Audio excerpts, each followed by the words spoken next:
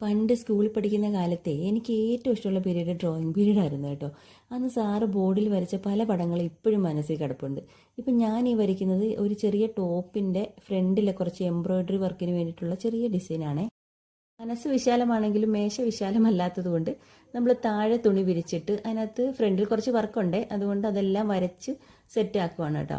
ആദ്യം പേപ്പറിൽ വരച്ചിട്ട് ട്രേസിങ് ഷീറ്റ് കൊണ്ട് തുണിയിലെല്ലാം വരച്ച് റെഡിയാക്കി വെച്ചു. അതിനുശേഷം നമ്മൾ എംബ്രോയ്ഡറി റിങ് ഇട്ടിട്ട് ഞാൻ മെഷീൻ എംബ്രോയ്ഡറി ആണ് ചെയ്യുന്നത്. ഇപ്പം നിങ്ങൾക്കിത് ചെയ്യണമെങ്കിൽ പെയിൻറ് ചെയ്യുകയോ മെഷീൻ എംബ്രോയ്ഡറി വേണമെന്ന് തന്നെ ഇല്ല. ഹാൻഡ് വർക്കായിട്ട് ചെറിയ ചെറിയ പല കളർ ത്രെഡ് കൊണ്ട് ചെയ്തെടുക്കാവുന്നതേ ഉള്ളൂ. നമ്മുടെ കസ്റ്റമർ കൊണ്ടുവന്ന ഫോട്ടോ ഇതായിരുന്നു. സെയിം മെറ്റീരിയലാണ് എടുത്തിരിക്കുന്നത്.